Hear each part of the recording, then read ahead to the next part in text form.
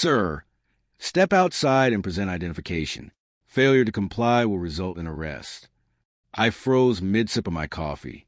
There were 3 of them standing on my lawn at 7:12 a.m., all wearing matching navy polos, holding clipboards with laminated badges dangling like props from a low-budget TV show. One woman even had a body cam clipped to her chest, as if she were filming a pilot episode nobody wanted to see. Their leader, a rigid woman in her 50s with a helmet-stiff bob haircut and the posture of someone personally offended by trampoline noise, raised her hand like she was coordinating a raid. "This is your final warning, Mr. Dalton," she announced. "You are in violation of Oakmont Valley Estates Covenant Statutes 3 for point 2 and 8.9b. Produce identification and your HOA membership card, or we will proceed with a citizen's arrest." I stare at her, barefoot on my porch, wearing flannel pajama pants and holding a mug that read World's Okayest Neighbor. Couple problems with that. I said slowly, 1, I'm not in your HOA. And 2, you are the HOA. You can't arrest anybody. Behind her, a middle-aged guy with a dad bod and cheap sunglasses shifted nervously, clutching a manila folder labeled Evidence. The woman's nostrils flared. "My name is Patricia Harrington," she snapped. "I am the president of the Oakmont Valley Estates Homeowners Association, and under our Community Security Initiative, we are fully empowered to detain non-compliant residents pending law enforcement arrival."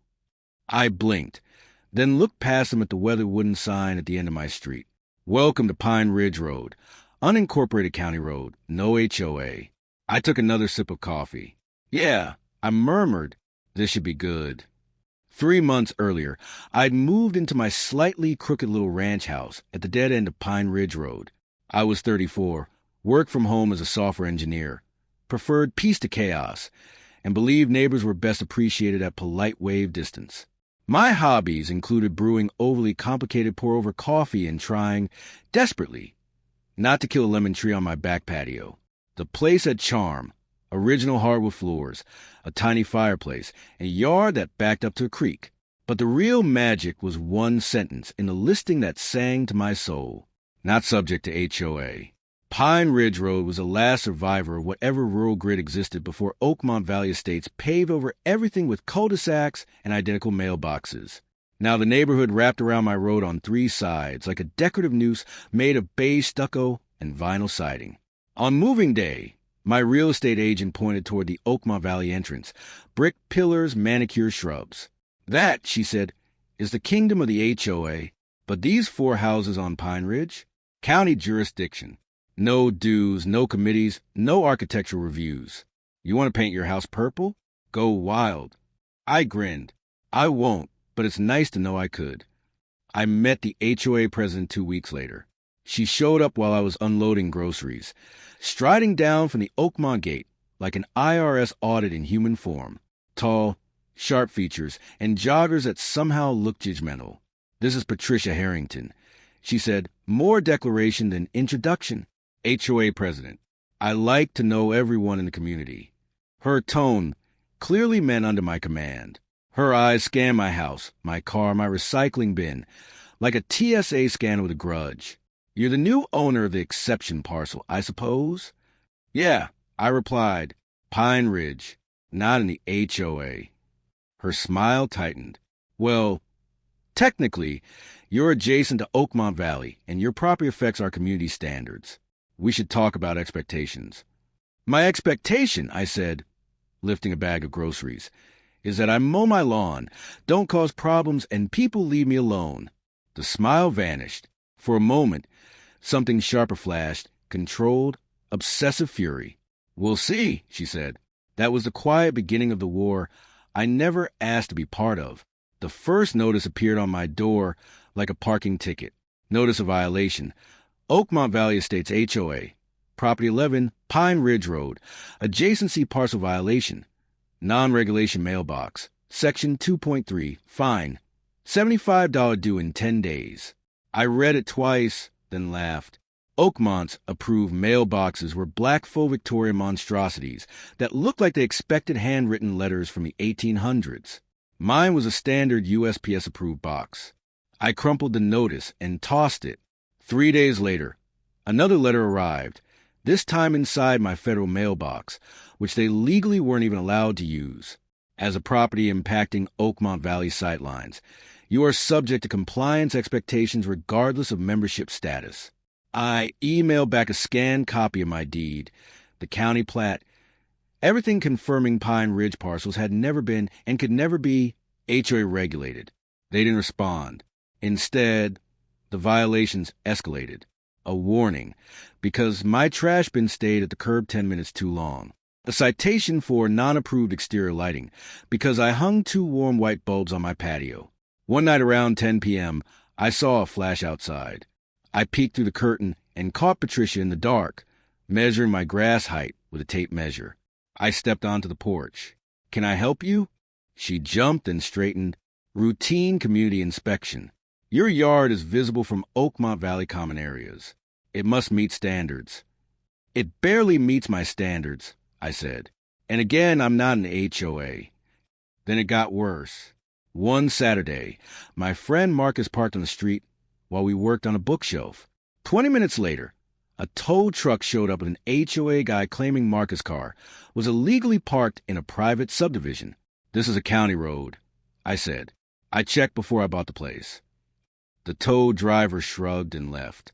The HOA guy muttered, "We'll see what the board says," and retreated. Then came the sign. A bright yellow stake jammed into my lawn. "This property is under HOA review, potential community nuisance." I yanked it out and tossed it in the garage. By then, the rumors had started. A tired Oakmont resident named Brenda pulled me aside one evening while I walked my dog. "They're saying you're a problem resident," she whispered. "Patricia told people you refused to pay dues and threatened her." I laughed at her. I said. Brenda shrugged. "Same thing in HOA language." Email. Even texted a lawyer friend. Casual questions about HOA jurisdiction. One morning, I saw Patricia and 2 board members in the cul-de-sac studying. A printout of my property lines, like they were planning a military operation. I didn't realize they'd already formalized their community security initiative. The ideal arrest stunt wasn't random. It was step 9 in Patricia's spiral. They'd ordered polos embroidered with Oakmont Valley Security in gold thread, badges that looked official from 10 feet away if you didn't read the fine print. Neighborhood Safety Volunteer. Patricia had rebranded the HOA Watch Group into a security task force. It made her feel powerful, made gullible neighbors feel protected, and made the rest of us uneasy. The morning they confronted me, I let them talk. Patricia listed my violations: mailbox, trash can, lighting, failure to register as an adjacency resident, while another guy filmed like he expected a dramatic takedown. Then I spoke. "Just to be clear, on video, I am not, and have never been, a member of the Oakmont Valley HOA. You have no authority over me.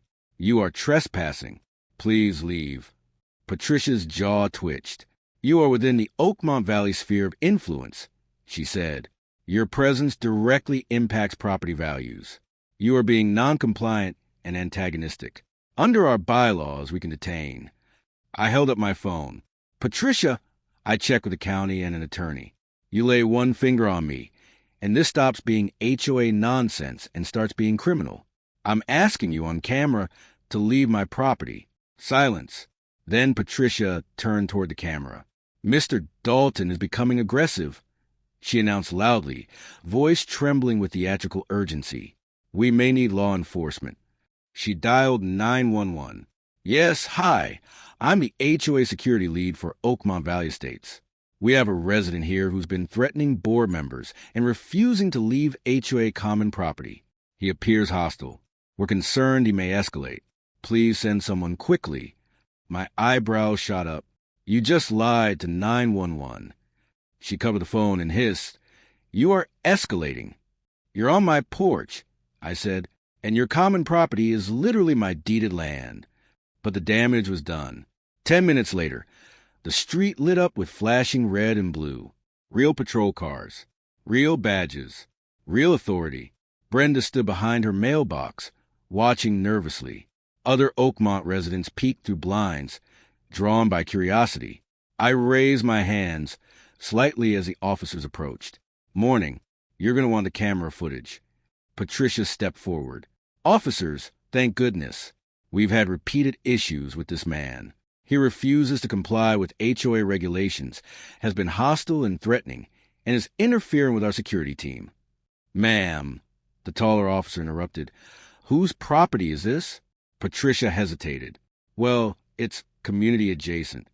The second officer, a woman, glanced at the mailbox, the house number, the Pine Ridge sign.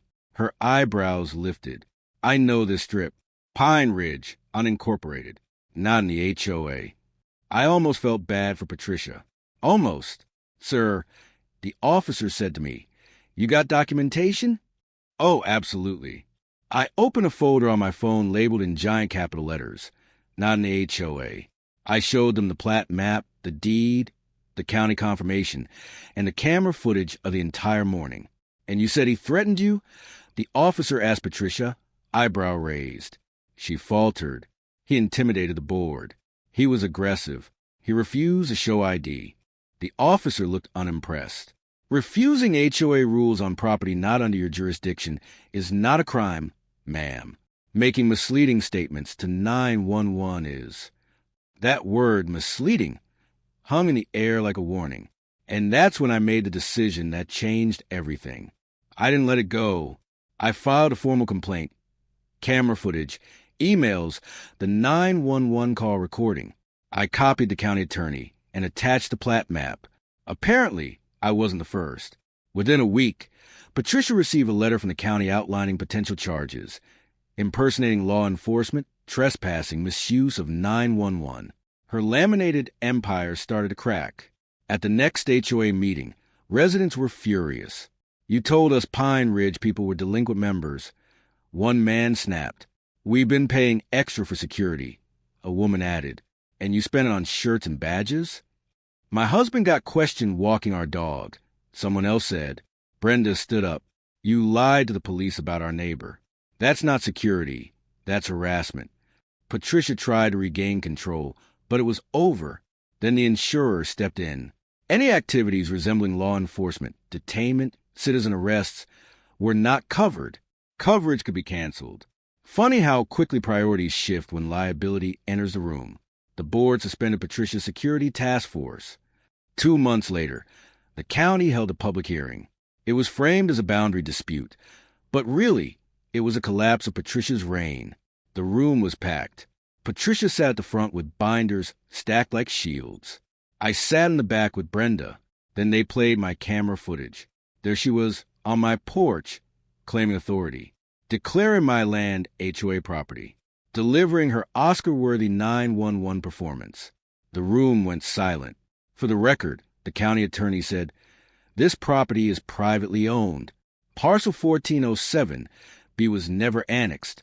Also, HOA security lead is not a recognized law enforcement position. Laughter rippled. Patricia flushed red. We acted in good faith. The resident was aggressive. We felt unsafe. Unsafe how? A commissioner asked. By standing barefoot in pajamas holding coffee. More laughter. Then came the final blow.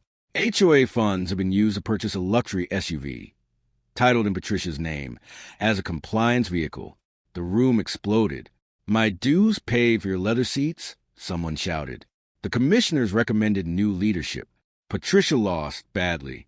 She was fined $5,000, banned from HOA leadership for 10 years, and required to reimburse the HOA. As she stormed out, she shouted, You'll regret this when the neighborhood collapses. The commissioner didn't even look up. The hearing is adjourned. The door slammed behind her. And just like that, her empire ended, not with authority, but with a very public reality check.